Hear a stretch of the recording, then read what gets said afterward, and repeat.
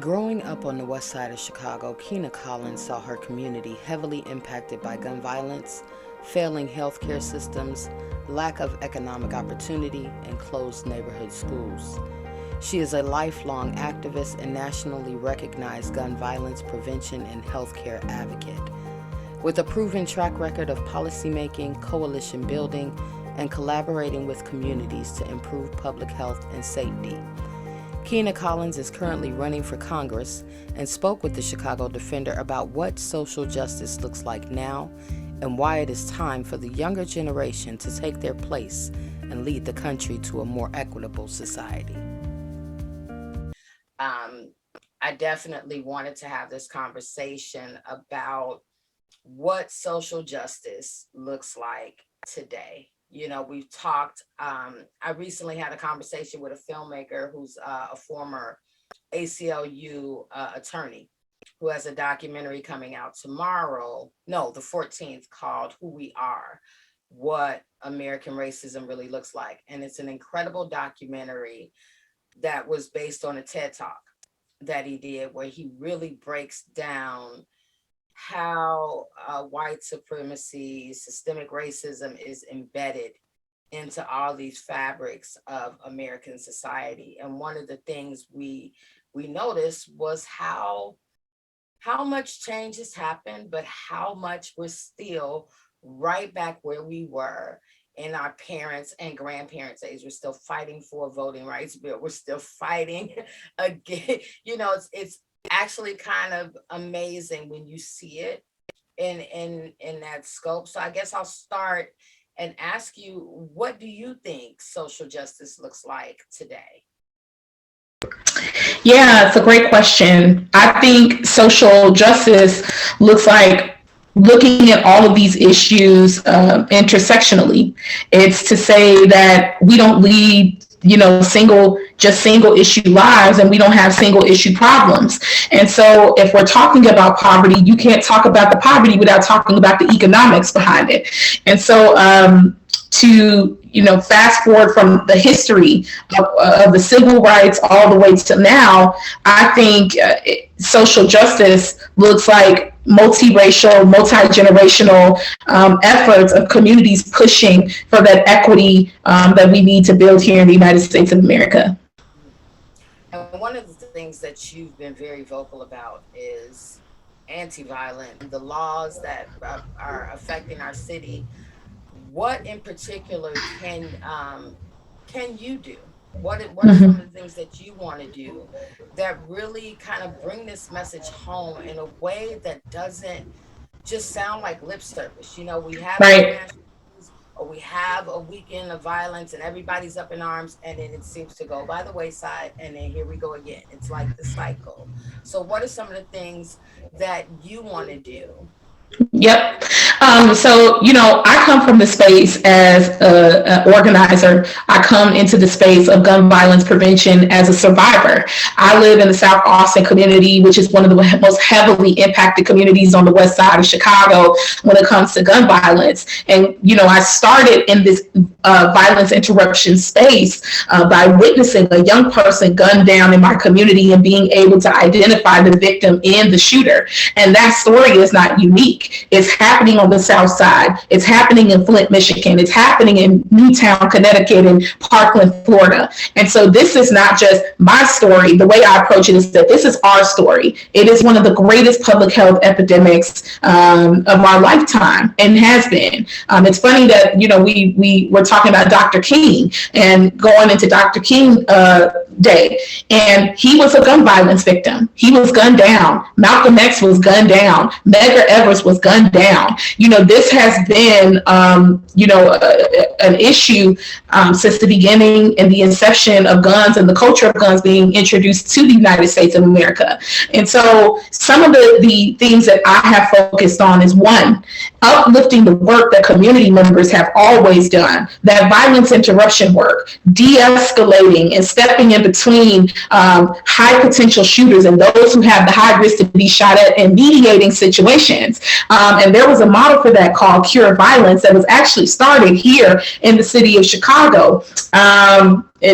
most people might know them as the violence interrupters or ceasefire. And that started in Chicago. That model of de-escalation without interference of the police is then one of the most effective ways that people have seen street violence go down. So these groups are working hard and being underfunded and underpaid. So we need to get the resources to those groups first and foremost. The second thing is that we need to develop an economic plan for communities that deal with everyday gun violence, because a lot of the uproar that we see is with assault rifles or school shootings, but really the highest forms of gun violence are suicide by way of handguns, and then what we're seeing here in the city of Chicago, which is community-based violence.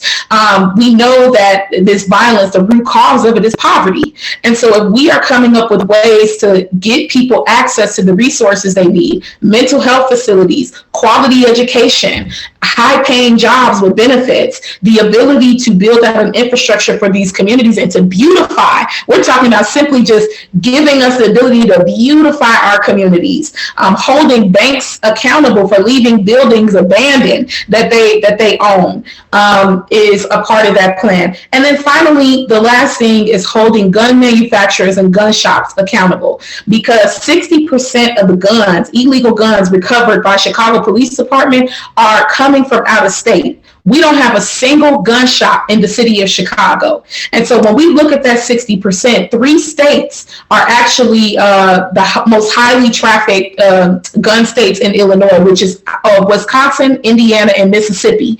And so we know that these gun manufacturers, who are often white men and wealthy men, are the ones who are benefiting and profiting off of this illegal gun trafficking that is happening in the state of Illinois. And we need to be able to hold them accountable.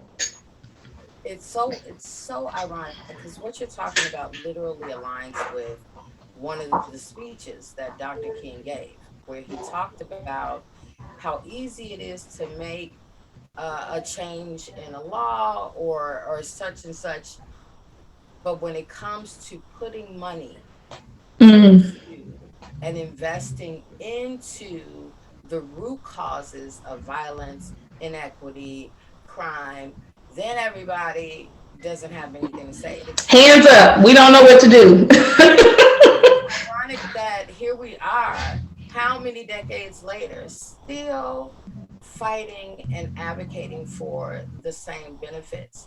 When you talk about grassroots organizations, there were some back in Dr. King's day that were doing the same kind of work. What are the challenges now for grassroots organizations, and how do they differ, if any, from during the civil rights movement? Yeah, first off, the most apparent and obvious one is the pandemic, right? It is hard to organize on a grassroots level when you can't reach people. And what we have seen, which some people were surprised by, but people here in Chicago were not surprised by, was that gun violence was exacerbated under COVID-19. So it increased. We are coming up on, we ended 2021 with over 1,000 homicides here in Cook County alone, and over 930 of those were gun related. And so they're dealing with not being resourced properly, like we were talking about. And I don't shy away from the economic conversations, because until we actually get that, you want to talk about equity. Equity is investing capital into Black and brown communities, and communities that are, and working class communities that are dealing with this level of violence. What is also violence is structural violence, and a lot of these groups are dealing with that. Institutional and systemic ways that they're being blocked from getting grant money, from getting the ability to have a seat at the table at the White House, for example, or other places. If you can't get into these spaces and truly advocate and serve as a mouthpiece for some of these communities that do not get the chance to brush up against these stakeholders, then we're being left out of the conversation on how to solve these problems in an equitable way. And then ultimately, I think that what has changed and is a benefit is social media and the ability to digitally organize around this issue and really amplify and get our message out to where we need it. But I think no one suspected COVID-19 coming, but none of us should be surprised by the communities that got hit the hardest, communities that have slipped through the cracks and have been marginalized for decades through just really piss poor public policy. Hmm. Hmm. One of the things that I really kind of honed in on just recently was how young some of our leaders were. Martin Luther King was in his 30s. Emmett Till's mother was 31. Like Malcolm X was in his 30s. And what I've seen in the past 2 years has been this growing number of young people who have become more aware, more involved. How do we keep them engaged, involved, and a part of the political process, whether it's through public service or through activism and advocacy? How do we continue to bring them in? Because they're the voices that throughout history have really inspired change. We have to stop being afraid of our young people. That's what this comes down to. Even if we're talking to a lot of the young people in our city who are either engaging in the violence or being the victim of the violence, they can tell you a slew of solutions that need to take place that would have prevented them from having to take that route.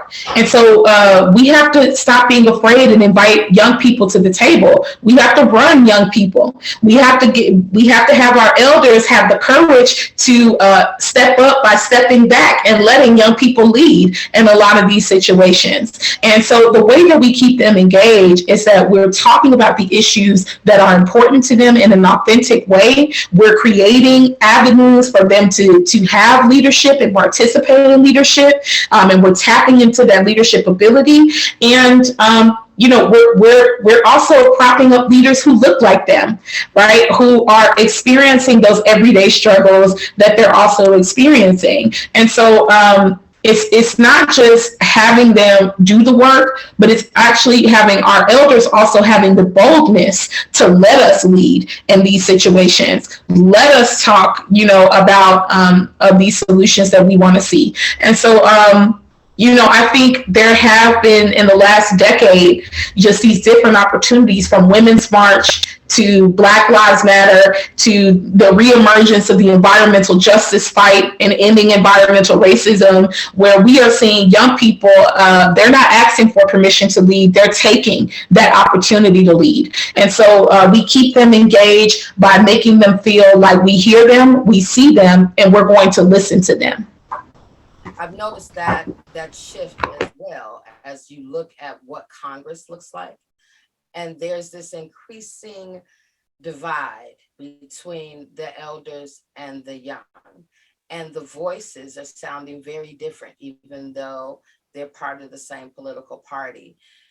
What I've seen is, these younger voices, the energy, the boldness. You were one of the few activist political candidates that spoke out about what just recently happened in downtown Chicago with a group of white supremacists who came very boldly downtown, and I'm wondering, as somebody who's running for office, do you think there's some political fatigue when it comes to some of our political leaders, and why we're at this stage where nothing seems to be getting done?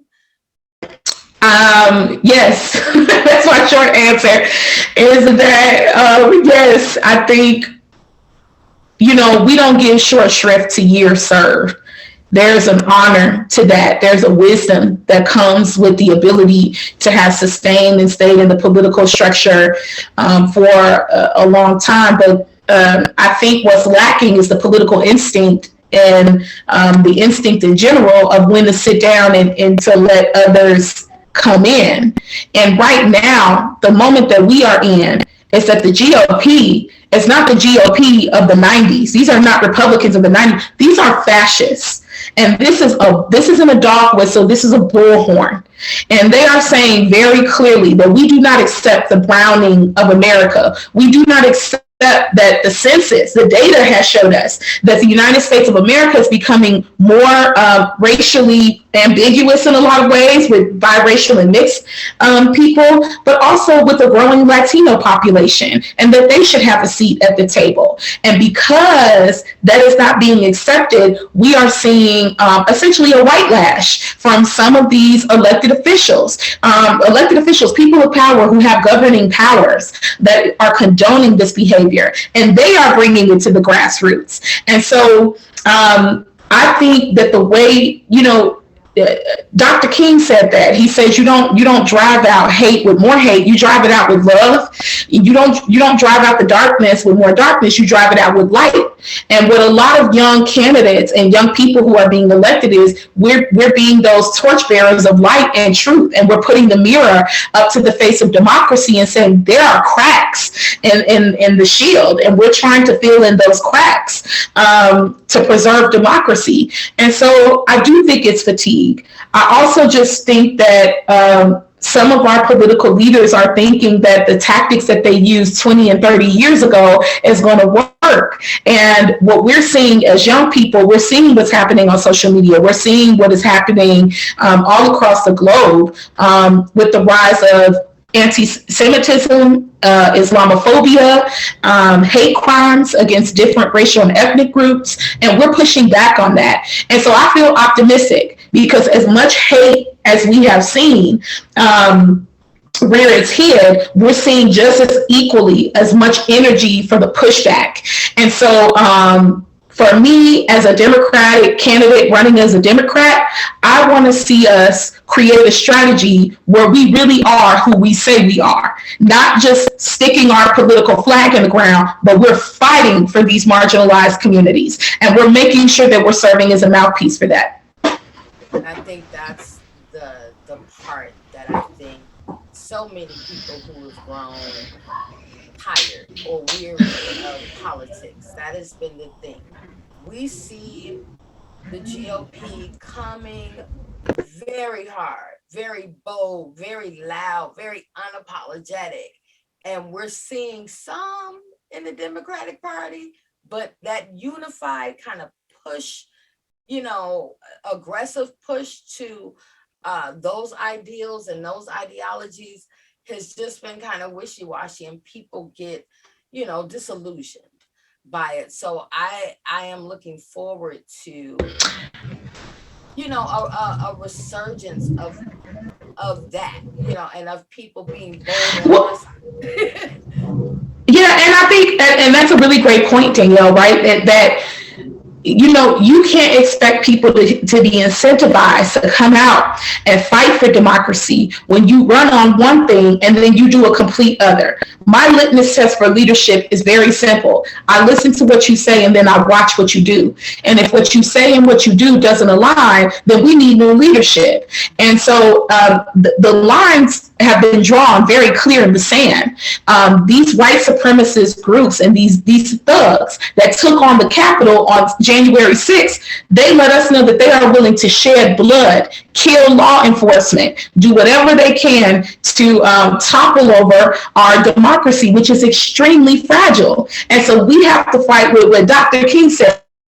The fierce urgency of now. The time to do what's right is always right now. That is what Dr. King told us. And I think no better place than the city of Chicago, right, where he came and he said, even past the Mason-Dixie line in Mississippi and Alabama, I've never seen this level of hate and racism than the Chicago mobs. That is what Dr. King said. And so we grew up, and I include you in that, Danielle, and other people here in the city of Chicago, in a spirit of grassroots organizing, of civic engagement, social justice, fighting for those things. We're a big union town. These conversations about healthcare equity, housing equity, the right for people to unionize are all issues that are wildly popular. And so we know that the swing vote in the Democratic Party is not Republican and Democrat because the Republicans have completely lost their way. The swing vote in our party is turning the non-voter into the voter.